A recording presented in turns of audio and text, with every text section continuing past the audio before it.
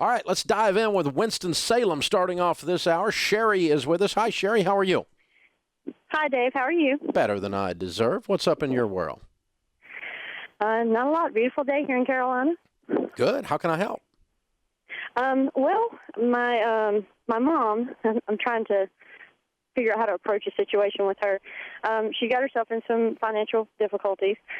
She's moved in with me, and we agreed to start out with it. You know, she paid $200 and her cell phone. She has the same cell phone plan on with mine, and $200 a month. That was for everything, you know, except for whatever food she wanted to buy. And then something come up in February, and she said, "Hey, this is, you know, my car insurance is going way up from an accident, which is where all this stemmed from. It's going to go up like $150 for 3 months, and it's going to go back down." I'm like, asked me if, you know, she could waive that except for the cell phone. I'm like, sure, I can work with, 3 months. And, you know, then. How old is your mother? 58. And why is she living with you? When she had the car accident, and then she went and financed a new car, and this was before I knew about you, or I would have advised her to do differently. She went and financed a new car. Of course, I think it's like 6 or 7 years. I don't own a new car, so I don't know. I think it's like 6 years at least. Why is she living with you? Because she couldn't afford the apartment after she bought the car. Did she sell the car?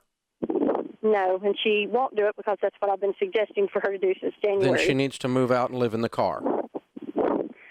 That's pretty much what I said, and the last discussion I had didn't go so well, so I was trying to think of a new way to approach it with her, and which now I guess she's staying with a friend of hers because she hadn't been back to the house in 3 weeks since she moved out. We had our little discussion. Oh, well, good. not technically. Her stuff is still there. Okay, that's and fine. She hasn't talked to me, so I thought, well, I was going to try to find a way to approach it. But yeah, well, the problem is that you can't approach it because she doesn't want to discuss the humility of the fact that she made a huge mistake. And you cannot help people who will not admit their mistakes. Yeah, I've made a bunch of mistakes, and some of them I admit, and some of them I don't. Likewise. And, you know, and the bottom line is when you trade your car and become homeless, that's a bad trade. Well, that's why, you know, I tried to talk to her, and I was like, hey, you know, sell the car. I said, I'll help you. I'll do anything I can to help, you know, and she just won't hear of it. Yeah. And I'm like, well, then you need to get a second job. I said, because you can't not pay rent. It doesn't matter where you live. You got to pay rent. Yeah.